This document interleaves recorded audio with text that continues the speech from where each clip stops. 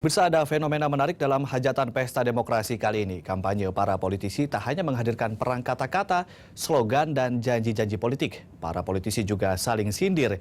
Uniknya media yang digunakan tidak lewat orasi menggebu-gebu tetapi melalui puisi satir. Sesuatu yang jarang terjadi dan politisi beradu puisi. Pelakunya adalah PD Perjuangan dan Gerindra. Retaknya hubungan antar dua partai menjadi pangkal persoalan penyebab dan topik perang puisi itu. Untuk berbincang mengenai hal tersebut sudah hadir di studio pengamat komunikasi politik Kang Gun-Gun Herianto dan politisi PDI Perjuangan Pak Fahmi Habsyi. Kita ke Pak Gun-Gun. Pohon besar, pohon kelapa. Apa kabar Pak? Baik. Saya nggak bisa pantun. itu pantun saya bisa juga hanya begitu. Oke, air mendidih menyiram arang. Masak mie daging sapi. Jangan sedih, jangan berang, karena ada Pak Fahmi di Berita 1 TV. Mantap.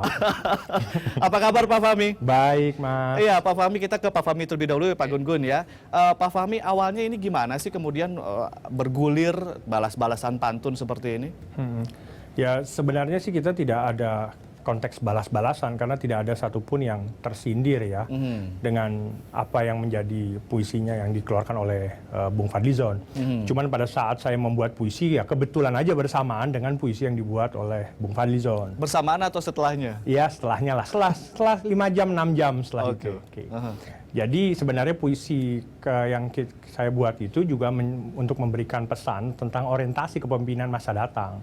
Artinya salah satu puisi saya kan saya sebut pemimpin tanpa kuda. Artinya kuda itu kan lambang kendaraan, lambang orang kaya. Zaman-zaman dulu kuda-kuda itu kekayaan seorang ditentukan seberapa banyak mereka punya kuda. Zaman feudalisme begitu ya? Exactly. Nah, jadi puisi itu ingin menunjukkan bahwa orientasi keinginan masyarakat sekarang adalah pemimpin yang mampu datang ke masyarakat, mendekat, mendengar jeritan hati mereka. Dan kebetulan pada saat saya membuat itu saya di daerah Cibodas ya, gitu dekat tempat peristirahatan Bung Karno. Dan melihat kuda-kuda juga kalau di Cibodas ya. Kebetulan jam 11 malam nggak kelihatan kudanya, Mas. Iya, Pak Fahmi, kita ada grafis yang menunjukkan bagaimana puisi-puisi yang Anda tulis begitu ya. Salah satunya ini sajak seekor ikan. Kalau pemimpin tanpa kuda saya ada di kertas saya. Ini ku beli, ya kerempeng dan lincah. Setiap hari berenang menari, menyusuri taman air yang asri, menggoda dari balik kaca, menarik perhatian siapa saja. Itu sajak Bung Fadli ya? Seekor ikan di akuarium melompat ke sungai, bergumul di air deras, terbawa di laut lepas. Maksud kami ke laut lepas. Di sana ia bertemu ikan hiu, paus dan gurita menjadi santapan ringan penguasa samudra. Ini sajak dari Fadlizon ya, sajak seekor ikan. Nah kalau ini pemimpin tanpa kuda, karya Bung Fahmi. Masa kompeni telah berlalu lama, tak ada jarak rakyat dan centeng. Masa perang telah berganti damai, tak ada jarak prajurit dan panglima. Masa gagah-gagahan telah tak laku, tak ada jarak manusia dan manusia. Kejantanan telah berubah, tak ada amarah di punggung kuda. Bung Karno belusuk Cipagalo beralas nestapa, temukan marhain tanpa asa. Pemimpin tak perlu kuda, rakyat tak suka gaya. Cukup Tuhan punya kuasa. Ya, kita untuk menganalisanya tentunya tidak kalau saya tidak punya kapabilitas nih Pak Gun-Gun. Kalau dalam komunikasi politik, teori komunikasi itu kan ada semiotika, ada teks di atas teks beyond the text begitu ya, ada makna di balik makna. Satu tentang seekor ikan yang katanya ikan kecil bagus di kaca tapi ternyata dia ketemu gurita, dia ketemu ikan-ikan besar. Satunya lagi tentang kuda nih. Ini menariknya satu pembacaan konteks karena pesan itu selalu beralas konteks ya. Dan konteksnya kalau tadi 29 Maret dan 30 Maret kan pasti beriringan, artinya sulit menafikan bahwa Bung Fahmi itu bukan dalam konteks juga merespon puisinya Fadli. Jadi sebenarnya biasa aja sih, dari sejak zaman Yunani itu juga prosa kemudian fiksi itu bisa dijadikan satir untuk mengkritik lawan politik. Jadi Bung Fahmi juga saya kira tidak perlu mengatakan bahwa ini bukan dialektika dengan Fadlizon. Ya ini sesuatu hal yang sah-sah saja dan lebih elegan dibanding verbal agresif atau kalimat yang asertif di media dan bisa menyakiti banyak orang. Mendingan membungkus kritik itu lewat tentu banyak metode. Salah satu metodenya adalah karya puisi. Dengan cantik begitu ya. Sebenarnya kan kalau kita maknai secara mendalam, dua-duanya kan berorientasi pada attacking sebetulnya, attacking campaign ya, dan kampanye menyerang itu sah-sah saja, selama memang sekali lagi pijakannya data atau fakta. Kalau yang tadi disampaikan sebetulnya kan sesuatu ya realitas yang sudah diketahui oleh banyak orang, hanya kemudian menarasikannya lewat cara-cara yang jauh lebih high context. High context karena dibungkus lewat puisi. Dan terkesan lebih intelek begitu ya. Itu sesuatu yang menurut saya memang perlu, salah satu budaya politik kita adalah dialektika, tesis, antitesis, sintesis. Dan salah satu antitesis itu bukan hanya dengan bahasa yang menggebu-gebu, vulgar, tapi saling serang bisa dengan ya? cara-cara yang elegan seperti lewat puisi. Baik Kang Gunggun dan juga Pak Fahmi, nanti kita akan sambung lagi tentunya, dan pemirsa tetaplah bersama kami di Prime Time Talk. Kau berjanji atas nama Tuhan di bawah sumpah kitab suci Al-Quran. Kau bilang 5 tahun pengabdian melayani warga penuh kesungguhan. Kau berjanji di hadapan rakyat, disaksikan berjuta mata dan telinga. Kau bilang setia memegang amanat, menyelesaikan masalah berat ibu kota. Kini semua sirna sudah, janji dan sumpah menjadi sampah. Kata-kata kehilangan makna, tong kosong, nyaring bunyinya. Kau berjanji pada rakyat di tengah upacara khidmat, Tuhan hadir di sana. Ternyata kau hanya bersandiwara.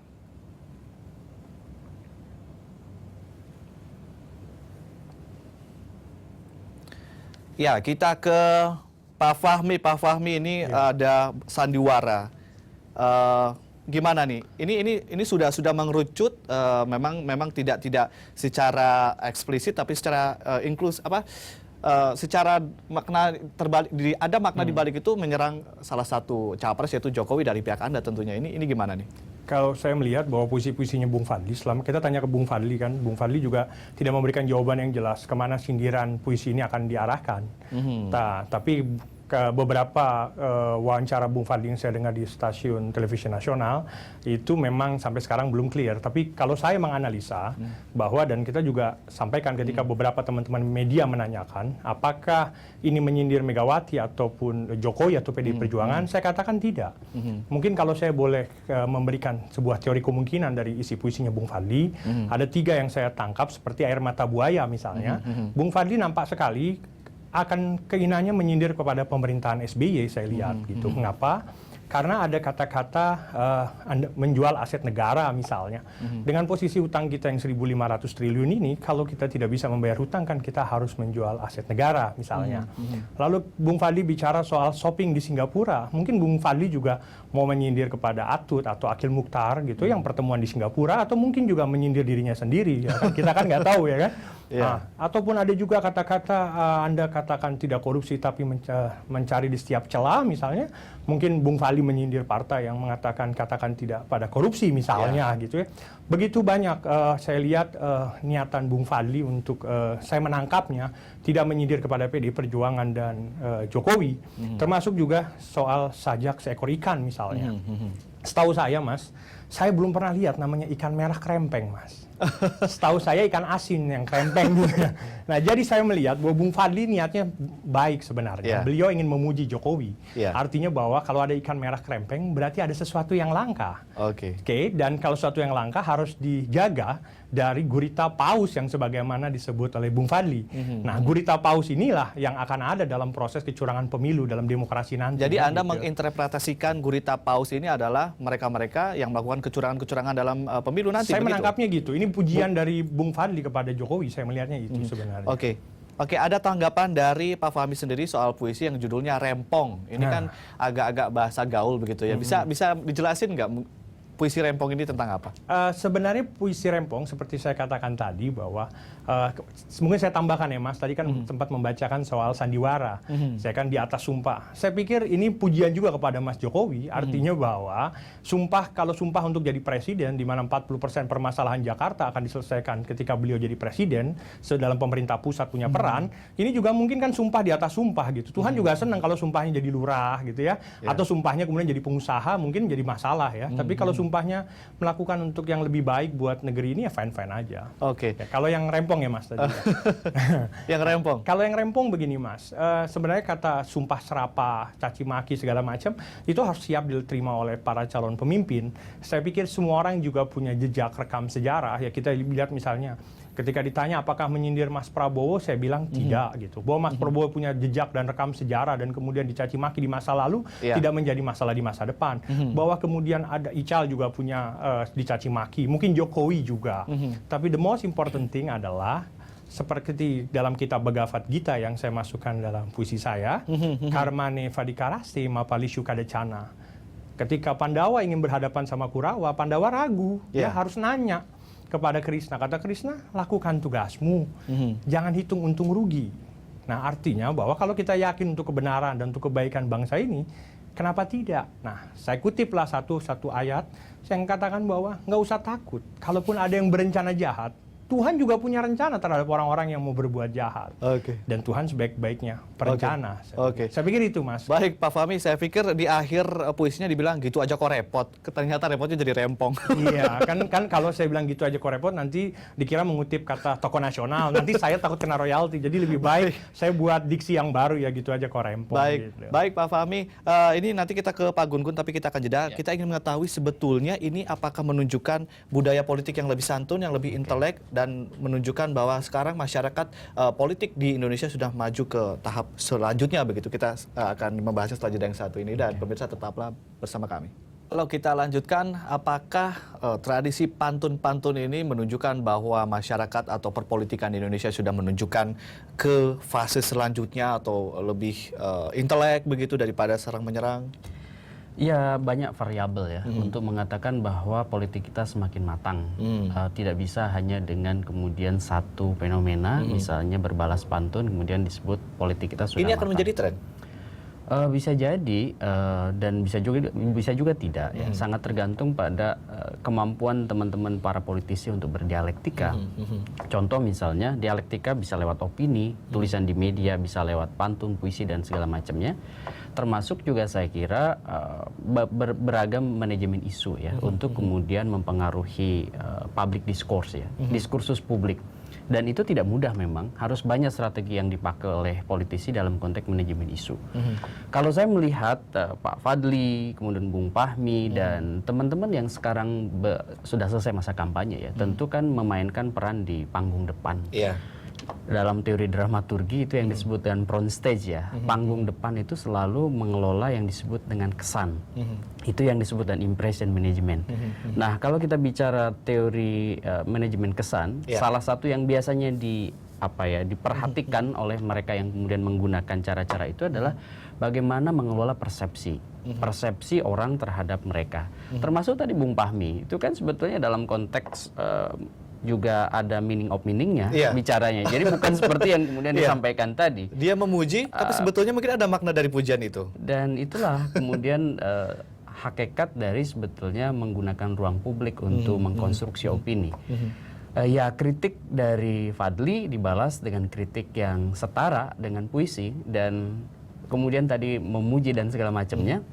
Itu kan interpretasi yang harus dibaca juga secara lebih dalam. Artinya gini, kalau kita bicara konstruksi opini, Bang Ade, itu paling tidak ada 3 hal. Pertama itu yang disebut dengan attention area. Jadi gimana para politisi atau partai politik atau capres itu membawa isunya yang pribadi itu menjadi perhatian juga banyak individu-individu di luar mereka. Itu yang kemudian publik dilibatkan dalam perbincangan publik. Punya value yang melibatkan mereka begitu ya? Punya persepsi yang tentu diharapkan sama dengan persepsi para politisi itu. Yang kedua itu yang disebut dengan public area. Bagaimana dia membuat mainstreaming ya, pengarus utamaan opini di masyarakat. Contoh misalnya satu isu digulirkan, gimana caranya kemudian di-ranking sebagai isu penting. Kalau sudah di-ranking menjadi isu penting, maka halayak juga akan menganggap itu penting. Kira-kira kehendaknya begitu sebagai agenda setting. Kemudian yang ketiga itu yang disebut dengan sentimen area.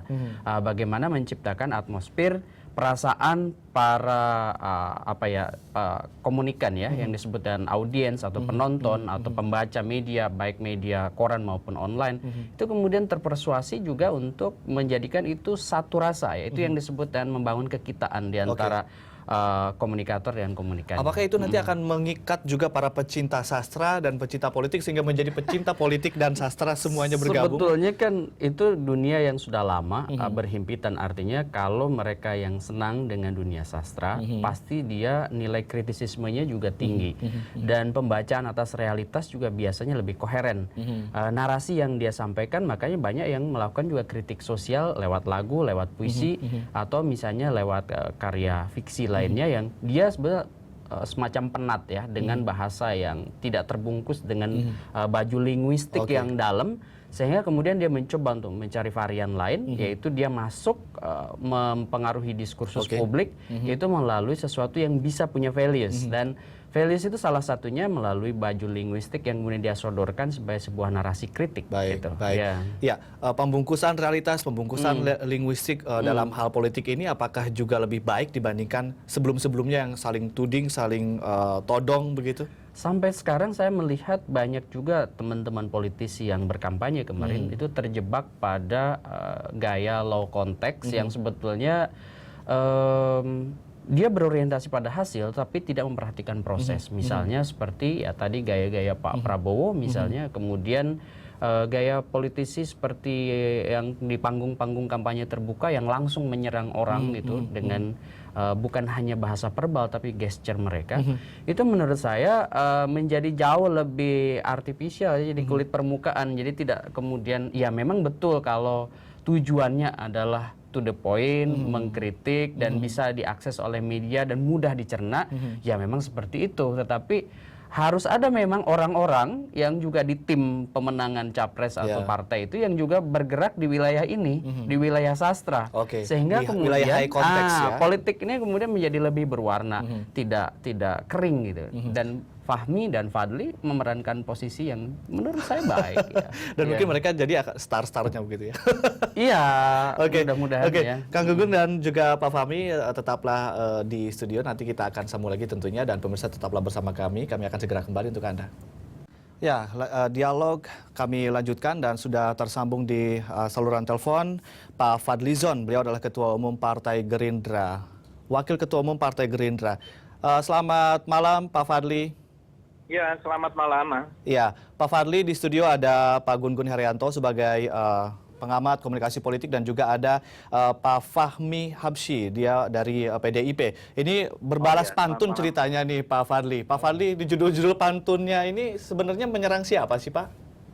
Saya tidak membuat pantun, saya buat puisi. Puisi, iya. Siapa yang dituju oleh puisi-puisi itu Pak Fadli? Ya, Pak Fadli. Halo Pak Fadli. Wah, sayang sekali ini.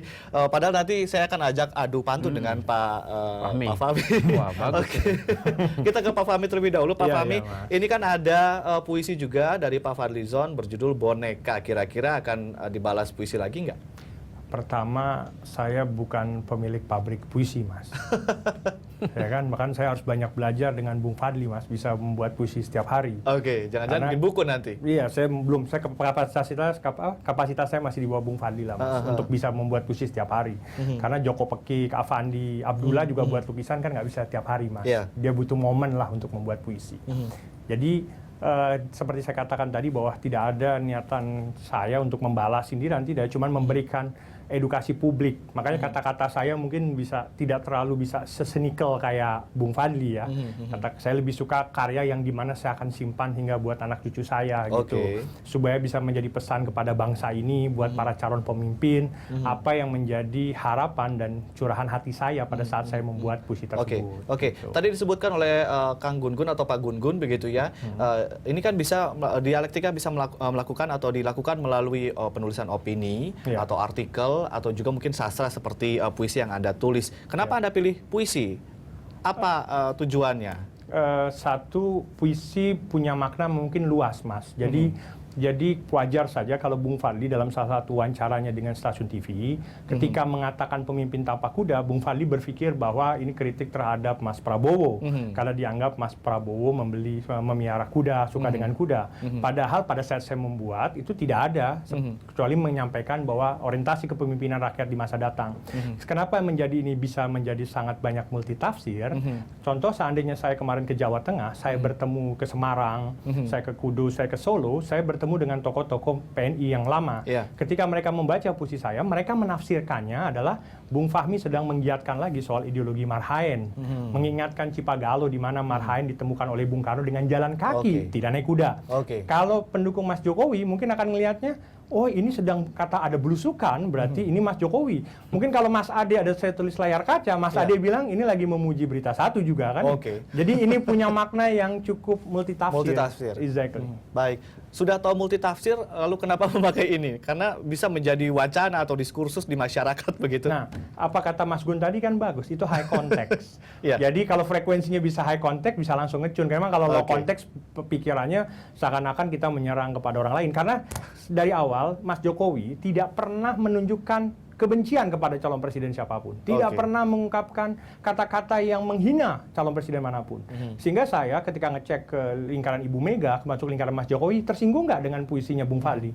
Jawaban mereka nggak jelas tuh buat siapa. Jadi saya lihat tidak ada satupun dari PDI Perjuangan, Megawati dan Jokowi tersinggung dengan puisinya Bung Fadli. Baik, Pak Gun-Gun, ini dikatakan bahwa memang mengakui adanya multi interpretatif atau multi tafsir begitu ya. Ini kalau dibandingkan dengan yang low konteks atau saling serang begitu, yang high konteks ini efektif tidak sih?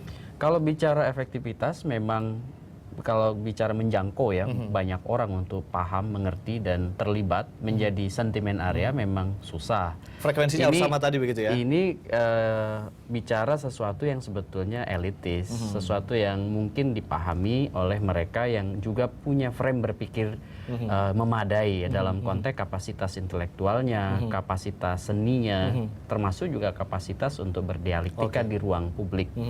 Kalau membaca hanya sepintas dan tidak memaknainya, ya saya kira yang terbaca adalah sesuatu yang juga menyerang itu. Gitu. Ya memang ini ya oke lah, kita tadi Mas Fahmi bilang ini bukan menyerang, dan Fadli juga tidak merasa kemudian mungkin menyakiti Bu Mega dan PDIP dan Pak Jokowi. Tapi kalau saya sendiri membaca begini, konteksnya itu kan kita membaca koheren. Kalau bicara narasi itu koherensi ya.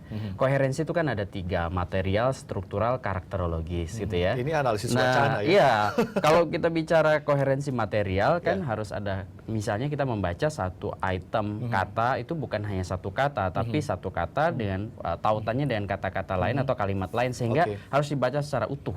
Nah, kalau dibaca secara utuh, tidak parsial seperti tadi, hanya belusukannya aja, hanya kudanya saja. Kita kemudian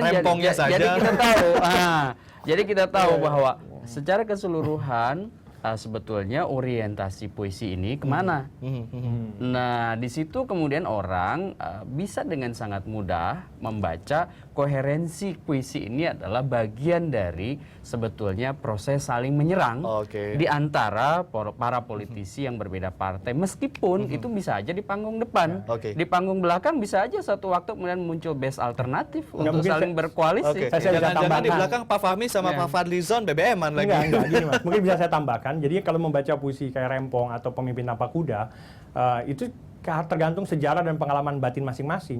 Jadi kalau kumpulnya sering sama yang suka bermain kuda, ya pikirannya ke sana. Kalau kumpulannya sama para petani, berpikir Marhaen. Yang berkumpul dengan Mas Jokowi, berpikirnya ini bela Mas Jokowi. Jadi pengalaman dan sejarah batin masing-masing membaca puisi saya punya makna berbeda. Saya boleh nambahkan sedikit Mas, soal boneka. Teddy bear bukan nih? Nah makanya saya tidak tahu apakah Bung Fadli menyindir siapa ini. Siapakah menyindir politisi yang memeluk boneka atau menyindir siapa? Nah ini hanya bisa Bung Fadli yang menjelaskan kepada publik, Anda membuat puisi ini kepada siapa. Selama tidak bisa dijelaskan kepada siapa tujuan puisi tersebut, maka apa yang jadi multafsir saya atas puisi-puisi Bung Fadli yang mulai dari Sandiwara, Air Mata Buaya, itu akan berkembang di masyarakat. Baik Pak Fahmi dan Pak Gun-Gun, nanti kita akan sambung lagi, tentunya diskusinya semakin menarik karena ini ada teori komunikasi politik, lalu juga ada sastranya juga di ranah politik Indonesia. Pemirsa, tetaplah bersama kami Prime Time Talk, segera kembali untuk Anda. Dari Bandung ke Tugu Monas, sapi jantan terkulai lemas. Panggung politik boleh memanas, asal rakyat jangan ditindas. Oke, diskusi kita juga semakin memanas nih, Pak Gun-Gun. Ini bisa masuk komunitas salah arah nih. Ini berarti ada komunitasnya ya, Pak Fahmi? Iya, tapi salah arah namanya. Oke, Pak Gun-Gun, ini tadi memang multitafsir begitu ya. Jangan-jangan memang sengaja digunakan pantun-pantun dan puisi-puisi ini memang dengan karakteristiknya yang multitafsir supaya ketika ditanya bisa mengelak. Ya memang sedari awal begitu desainnya. Kan saya tadi udah bilang bahwa ini bukan di wilayah publik atau sentiment area, ini baru di wilayah attention area. Karena untuk memerhatikan diksi aja orang kan butuh waktu dan apalagi sampai diinterpretasi, butuh kapasitas. Gitu. Jadi yang memang lebih mudah, lebih cair dan lebih lentur untuk kemudian menjadi alat serang adalah puisi. Di banyak sejarah politik ya, termasuk juga di Eropa, sejarah Eropa itu sangat lekat dengan retorika, dengan diksi di puisi dan prosa segala macam.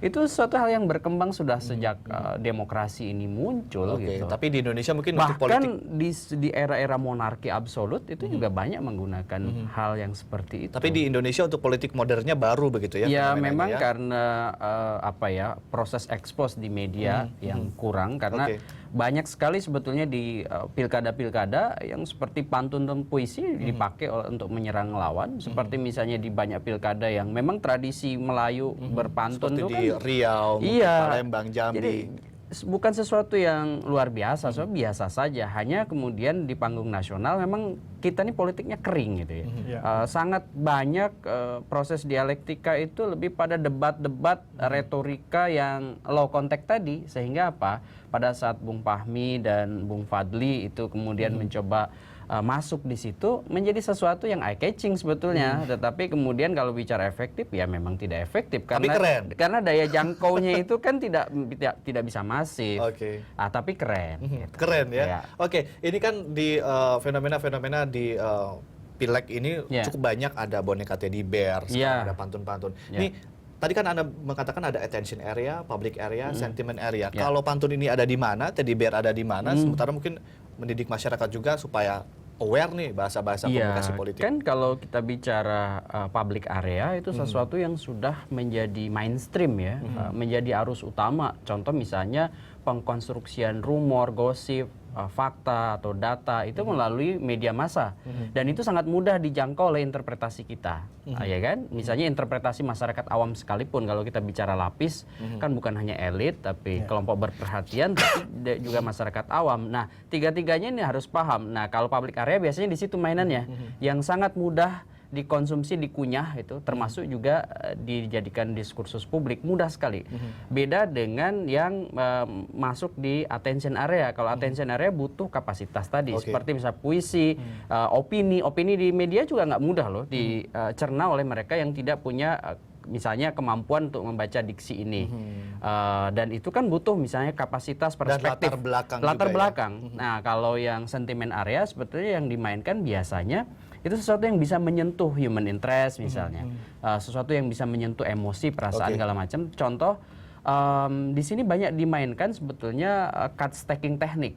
Seperti bola, seperti kartu ya. Kartu ini kan berdiri, kemudian satu kartu jatuh, dia menyebabkan jatuhnya kartu-kartu lain. Seperti domino. Efek domino. Nah, efek domino pernyataan yang sebenarnya yang dibidik adalah bagaimana perasaan itu bisa dikelola, bisa dimanipulasi, dan bisa diarahkan untuk sampai pada kekitaan atau in group dan out group. Out group yang diserang, in group kita. Jadi pada saat misalnya muncul kita dan mereka, perang tuh jadi lebih jelas, tidak asimetris lagi. Kita ke Bung Fahmi atau Pak Fahmi. Pak Fahmi ini kata pengamat politik atau pengamat komunikasi politik tidak efektif karena memang elitis dan tidak bisa menjangkau semua orang. Gimana nih? Kalau tidak efektif udah seminggu Mas membahas puisi ini Mas. Jadi gini, sebenarnya sangat efektif karena tiba-tiba media kita memahami bahwa ada benar apa dikatakan Mas Gun tadi, bahwa ada situasi yang kering, jenuh lah terjadi sebuah proses politik yang monolog gitu. Nah ini kan jadi makin banyak menghidupkan minat sastra, teman-teman di sastra UI, dosen-dosen SMS saya semua, dia katakan bahwa sekarang di online semua orang buat sastra, komentator sudah tidak caci maki lagi. Saya aja online. siaran pakai pantun tadi. Makanya saya bilang ini sudah bisa masuk dalam jajaran top 10 sastrawan sebenarnya Mas Ade. Nah, tapi yang the most important thing adalah Mas Ade adalah kita ketika membuat puisi supaya puisi ini dikenang untuk masa datang, Mas. Kalau nggak mungkin dong kalau masa puisi shopping ke Singapura misalnya gitu. Ya lalu Singapura ntar tiba-tiba nggak ada, hilang gitu. Nah makanya saya lebih suka puisi saya itu tidak bisa buat tiap hari, tapi saya harus someday saya punya anak cucu, saya akan kasihkan bahwa kamu harus ingat omongannya Pandawa kepada Kurawa, bagaimana Bung Karno, kamu hal-hal yang bersifat untuk diingat dan minimal ini kepada para calon pemimpin dan calon presiden nanti ini bisa jadi catatan mereka. Baik Pak Fahmi dan Pak Gun-Gun, kita hold sejenak, kita akan sambung lagi setelah jeda yang satu ini. Pemirsa tetaplah bersama kami.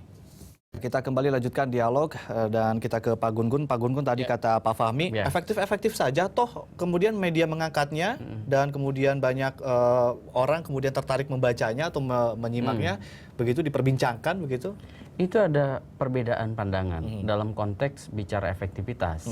Satu, efektivitas itu menjadi isu di media.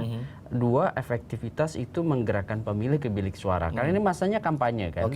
Kalau untuk mendapatkan pemilih baru itu tidak efektif? Iya, itu yang saya bilang bahwa itu sebetulnya tidak berdampak kuat pada orang misalnya hanya dengar puisi dan dialektikanya, kemudian orang tergerak ke bilik suara untuk mencoblos misalnya Gerindra atau mencoblos PDIP atau mencoblos Jokowi atau Pak Prabowo.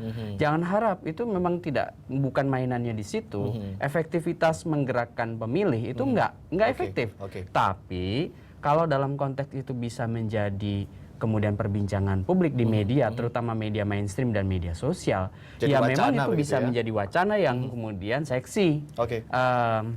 Satu lagi bahwa sebetulnya apa yang dilakukan oleh Bung Fahmi dan kemudian Bung Fadli itu sekali lagi ini kan sebetulnya political game yang sifatnya elit. Jadi jangan harap kemudian juga publik melihat itu sebagai sesuatu yang menarik. Karena apa? Publik sendiri belum tentu kemudian hanya karena puisi kemudian mereka lebih cenderung suka misalnya membicarakan bagaimana si elit-elit ini datang ke mereka, berdialog dengan mereka. Sangat jarang saya kira kalau kita bicara, memang ini butuh survei, misalnya menguji efektivitas puisi sebagai sarana kampanye untuk menggerakkan pemilih. Jadi tesis. Jadi ini saya melihat di situ sebetulnya lokusnya di situ bahwa efektif dalam konteks pemilih. Kita ke Pak Fahmi. Pak Fahmi, mungkin ini adalah segmen terakhir, mungkin Anda ingin menyampaikan sesuatu untuk para politikus mungkin atau masyarakat terkait dengan ada tren baru di dunia politik seperti puisi dan pantun yang menggantikan bahasa-bahasa sarkasme begitu. Saya pikir saya mau buat puisi aja, boleh nggak? Boleh, silakan. Ya kan? Nah, karena ini ilham muncul tiba-tiba. Puisinya hanya satu kalimat doang. Judulnya Pesan untuk Anak-anak Indonesia. Tidak boleh mencuri karena tidak santun. Itu aja Mas puisinya Mas. Tidak boleh mencuri karena tidak santun. Pesan untuk anak-anak Indonesia. bukan menjawab pernyataan Pak Prabowo. Ya artinya saya harus kasih pesan kepada Indonesia tidak boleh mencuri karena itu tidak santun. Baik, itu Pak aja Fahmi. Mas. Ya, terima kasih telah bergabung bersama kami di studio Berita 1 TV tentunya dengan tema yang sangat seksi ini. Pak Gun-Gun juga terima kasih. Sama-sama. Ya, dan pemirsa demikianlah Prime Time Talk dan tetaplah bersama kami karena rangkaian Prime Time akan segera kembali untuk Anda.